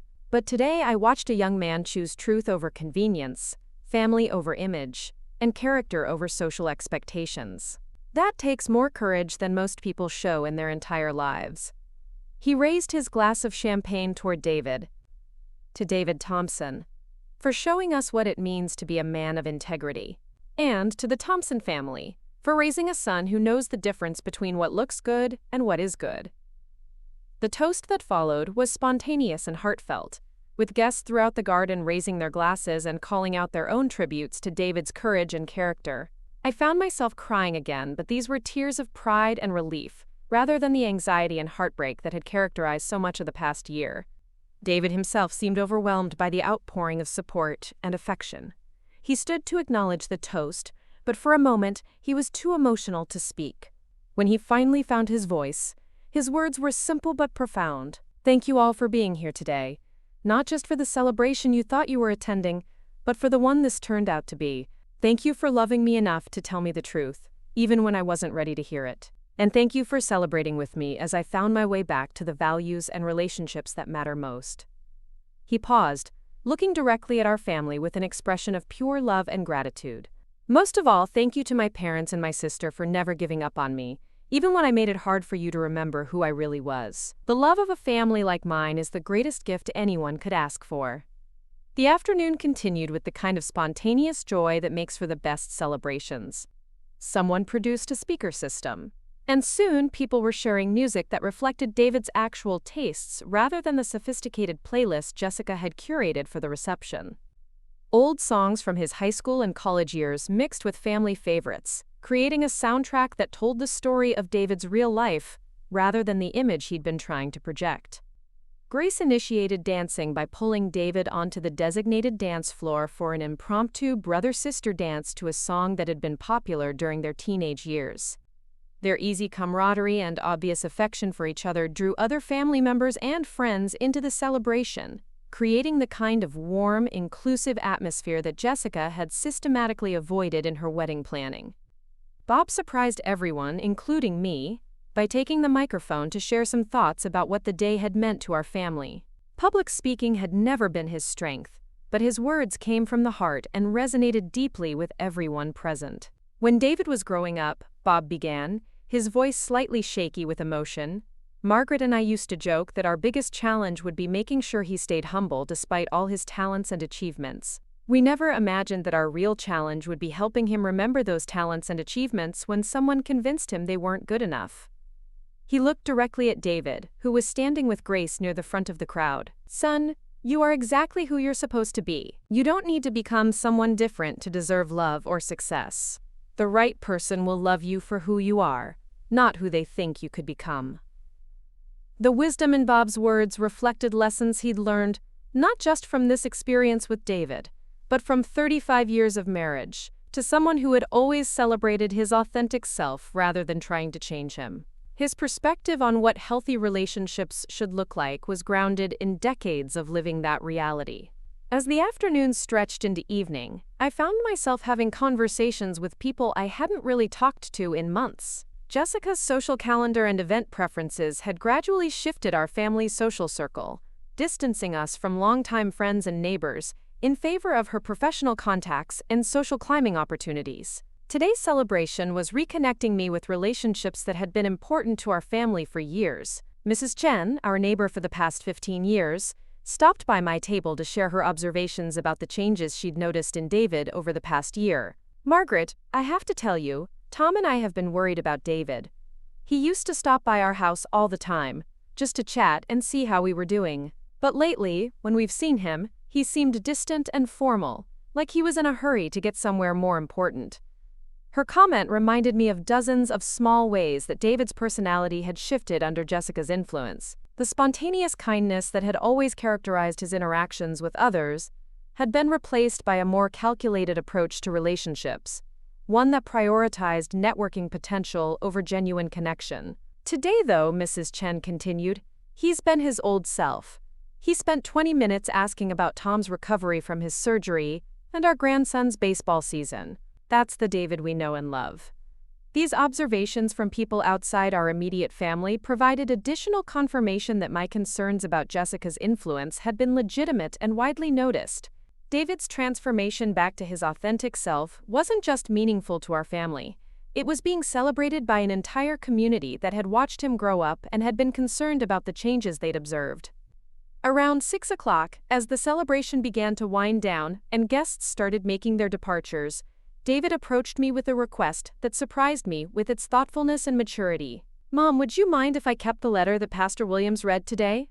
I'd like to frame it and put it somewhere I'll see it every day, as a reminder of the values I never want to lose sight of again." The request was deeply touching, representing not just his appreciation for the words I'd written, but his commitment to remaining accountable to the principles they represented. "Of course, sweetheart, but I want you to know that you don't need a letter to remind you who you are. Today proved that your character is strong enough to guide you back to yourself even when you've lost your way. Maybe, but I want the reminder anyway. I want to make sure I never again let someone convince me that my family's love isn't enough, that our values aren't sophisticated enough, that who I am isn't good enough." His words reflected a deep understanding of what had gone wrong in his relationship with Jessica, and a genuine commitment to preventing similar mistakes in the future. The letter would serve as more than just a reminder. It would be a declaration of independence from anyone who might try to manipulate him into becoming someone he wasn't meant to be. As the last guests departed and the catering staff finished their cleanup, our family found ourselves alone in the garden for the first time since the day began. The setting sun cast a golden light over the roses and greenery, creating a peaceful atmosphere that invited reflection on everything that had transpired. Grace was the first to break the comfortable silence. "You know, I think this might have been the best day our family has had in over a year. Not because David's engagement ended, but because we found our way back to each other." Her observation captured something essential about what the day had accomplished. Beyond preventing David from making a mistake that would have had lifelong consequences, the events had restored our family's closeness and reminded us all of what we meant to each other. David sat down beside me on one of the garden benches, his formal wedding attire slightly rumpled from a day of celebration and emotional revelation. "Mom, I need to apologize to you for more than just today. I need to apologize for the past year, for letting Jessica convince me that you were somehow holding me back or limiting my potential. David, you don't need to apologize for falling in love. You just need to learn from this experience. But I do need to apologize because I let her treatment of you go unchallenged. I saw how she excluded you from decisions, how she dismissed your opinions, how she made you feel unwelcome in my life. And I didn't speak up because I thought that was what being a mature, independent adult looked like." His acknowledgement of the specific ways Jessica had mistreated me was both painful and healing. It meant he had noticed the manipulation and exclusion, even if he hadn't understood their significance at the time. More importantly, it meant he took responsibility for allowing those behaviors to continue. "The worst part," he continued, "is that I convinced myself that choosing Jessica over family was a sign of growth and independence. I thought that prioritizing our relationship meant distancing myself from the people who had always supported me. I was completely backwards about what healthy relationships should look like." Bob joined our conversation, settling into a chair across from the bench where David and I were sitting. "Son, one of the hardest things about watching this situation unfold was seeing you lose confidence in your own judgment. Jessica was very good at making you question your instincts and defer to her opinions about everything from social situations to family relationships. She made me feel like I didn't understand how successful people were supposed to behave," David admitted. "Like my natural way of interacting with people was somehow unsophisticated or inappropriate for the life she wanted us to build together."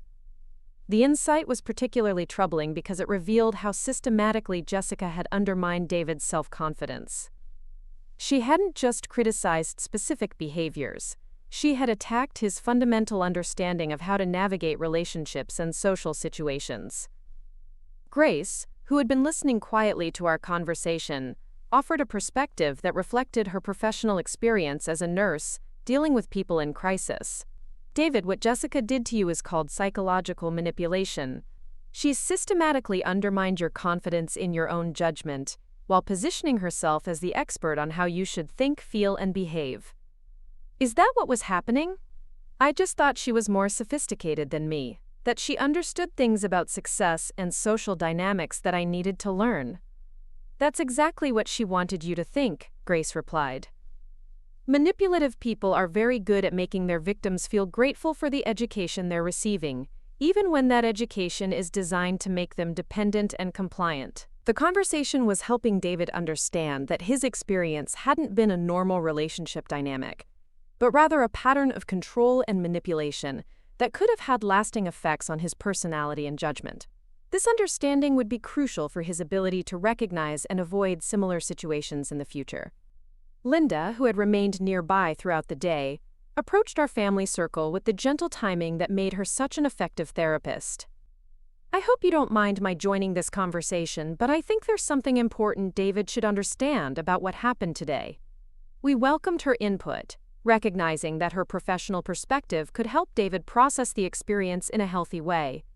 "David, the letter your mother wrote and the way you responded to it today demonstrate something really significant about your character. Despite months of psychological pressure to distance yourself from your family and values, you were still able to recognize truth and authenticity when you heard it." She settled into the grass near our seating area, her informal posture inviting continued conversation. "That suggests that your core personality and values are much stronger than Jessica's manipulation tactics. She couldn't actually change who you are. She could only convince you to hide who you are. So the real me was still there the whole time?" "Absolutely. And not just there, but strong enough to break through months of conditioning when the right moment presented itself. That's a very good sign for your future relationships and your ability to trust your own judgment." Linda's analysis was reassuring and empowering, helping David understand that his experience with Jessica hadn't permanently damaged his character or judgment, but had simply obscured them temporarily. This perspective would be essential for his confidence in future relationships. As darkness fell, and the garden lighting created a romantic atmosphere that ironically suited our family's celebration better than it would have suited Jessica's formal reception, David made a decision that surprised all of us with its symbolic power. "I want to get out of this tuxedo," he announced, standing up and loosening his bow tie. "I want to put on jeans and a t-shirt and be completely comfortable for the rest of this conversation." The gesture was simple but profound, representing his rejection of the formal image that Jessica had insisted was necessary for success and social acceptance. By choosing comfort and authenticity over appearance and convention, David was making a statement about his priorities and values. 20 minutes later, he returned to the garden wearing casual clothes that reflected his actual personality rather than Jessica's vision of who he should become. The transformation was remarkable. Dressed in his own style, he looked younger, more relaxed, and completely at ease with himself. "That's much better," he said, settling back onto the bench beside me. "I feel like myself again." Bob laughed at his son's dramatic wardrobe change, but understood its significance. "You know, son, I don't think I've seen you in jeans and a t-shirt for months. Jessica always had you dressed like you were heading to a board meeting. She said casual clothes made people take you less seriously, that successful people always dress professionally even in social situations. I started to believe that being comfortable was somehow unprofessional or inappropriate." The revelation highlighted another way Jessica had tried to control David's behavior and self-expression. By dictating his clothing choices, she had forced him to present himself in ways that felt unnatural and uncomfortable, gradually eroding his connection to his authentic preferences and personality. Grace shook her head in amazement at the depth of Jessica's control over David's life. "She really did try to remake you completely, didn't she? Your clothes, your social circle, your family relationships, even your understanding of what success should look like." "I think that was the plan from the beginning," David said with growing clarity about the relationship dynamics. "She fell in love with the idea of transforming me into someone who fit her vision of success and sophistication. She never actually fell in love with who I already was." The insight was both painful and liberating, helping David understand that the relationship's failure wasn't a reflection of his inadequacy, but rather a fundamental incompatibility of values and goals. Jessica had wanted a project, not a partner, and David had wanted authentic love, not constant improvement projects. As we continued talking in the peaceful garden setting, sharing observations and insights about the day's events, I realized that this conversation was serving as a form of family therapy, helping all of us process what we'd experienced and learned. The open, honest communication that had been missing from our family dynamics for months was finally restored. Bob shared his perspective on watching David change over the past year, describing the frustration of seeing his son's natural confidence and joy gradually diminish under Jessica's influence. "It was like watching someone slowly disappear," he said. You were still there physically, but your personality, your humor, your spontaneity, all of it was being suppressed. Grace talked about how difficult it had been to maintain a relationship with David when every conversation felt filtered through Jessica's approval and interpretation. I started to feel like I was talking to David's representative rather than David himself, she explained. Everything you said seemed calculated to avoid conflict with Jessica, rather than reflecting your actual thoughts and feelings. Their observations helped David understand how his behavior changes had affected not just his relationship with our family, but his ability to maintain authentic connections with anyone in his life. The realization was sobering but also motivating, reinforcing his commitment to never again allowing someone to manipulate him into hiding his true self. Around 9 o'clock, as we were deep in conversation about lessons learned and hopes for the future, David's phone buzzed with a text message. He glanced at it, and his expression immediately grew serious. "It's from Jessica," he said, showing us the screen. "She wants to talk tomorrow, to see if we can work things out." The message was brief, but loaded with implication. "David, I think we both said things today that we didn't mean. Can we talk tomorrow and figure out how to move forward? I love you." The family fell silent as we processed this unexpected development. After Jessica's angry departure and declaration that she never wanted to see David again, her attempt to reconcile was surprising and potentially problematic. Grace was the first to respond, her voice carrying the protective edge that appeared whenever someone threatened her brother's well-being. "David, please tell me you're not seriously considering this." "I don't know," he said honestly. "Part of me feels like I owe it to our relationship to at least have a conversation. We were together for over a year. Maybe today was just stress and wedding nerves making everything seem worse than it really is." Linda leaned forward with the intense focus she brought to therapeutic crises. "David, I want you to think very carefully about something. Jessica's message says you both said things you didn't mean. But what exactly did you say today that you didn't mean?" The question was brilliant in its simplicity, forcing David to confront the fact that his words and actions during the ceremony had been entirely authentic and truthful. He hadn't spoken in anger or said anything he regretted, he had simply expressed his genuine values and priorities. "I didn't say anything I didn't mean," he realized slowly. "Everything I said about family, about values, about what I want from a relationship, all of it was completely honest." "And what about Jessica? Did she say anything today that seemed out of character or unrepresentative of her true feelings?" David thought for a long moment, clearly reviewing the day's events in his mind. No, she was being exactly who she always was. She just usually tried to hide it better. The analysis was helping David understand that the day's crisis hadn't revealed new problems, but had simply brought existing issues into clear focus. Jessica's reaction to his family letter hadn't been an aberration. It had been an honest expression of her actual feelings about his values and relationships. Bob offered his own perspective with the straightforward wisdom that had guided him through decades of business and personal relationships. "Son, when someone shows you who they really are, believe them. Jessica showed you today that she sees your family as an obstacle to overcome rather than a blessing to embrace. That's not going to change, because you have a calm conversation tomorrow. But what if she's willing to compromise? What if she promises to be more accepting of our family?" The question revealed that David was still vulnerable to the same thinking patterns that had allowed Jessica to manipulate him throughout their relationship. He was focusing on what she might promise, rather than what she had consistently demonstrated through her actions. Grace addressed this directly, with the gentle firmness she'd learned in her nursing career. "David, healthy relationships don't require one person to promise to tolerate the other person's family. They're built on both people genuinely valuing and embracing each other's important relationships. And besides," I added carefully, "someone who only changes their behavior when threatened with losing you isn't really changing at all.